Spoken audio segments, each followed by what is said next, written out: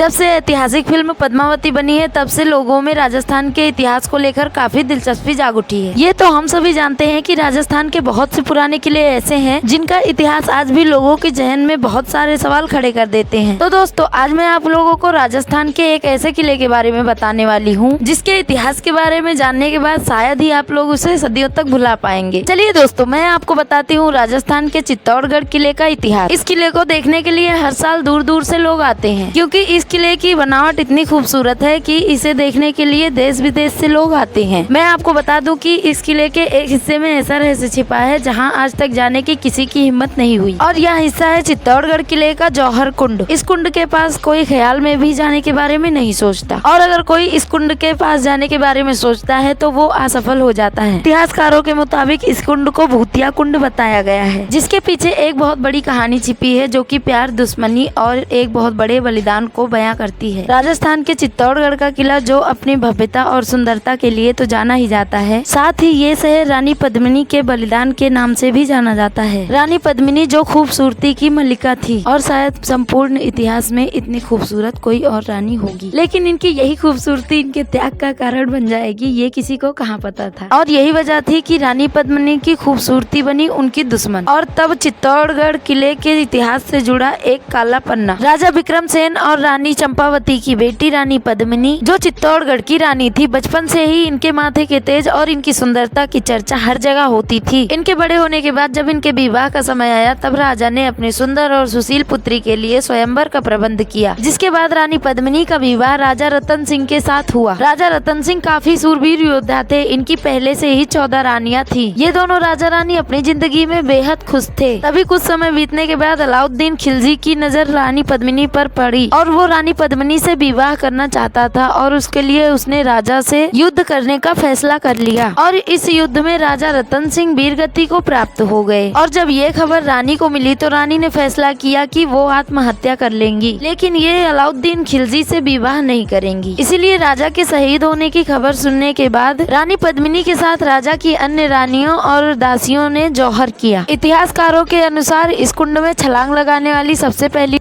रानी पद्मिनी ही थी। रानी पद्मिनी के जौहर करने के बाद से ही राजस्थान में ये प्रथा काफी प्रचलित हुई। आज भी इस कुंड के पास कोई नहीं जाता क्योंकि इस कुंड में जाने वाला रास्ता काफी अंधेरे वाला है, और यहाँ तक कि इस कुंड में जाने वाले रास्ते की दीवार में अग्नि की गर्माहट महसूस की जा सकती है। इसीलिए इस कुंड को आज भी नकारात्मक शक्तियों से माना जाता है।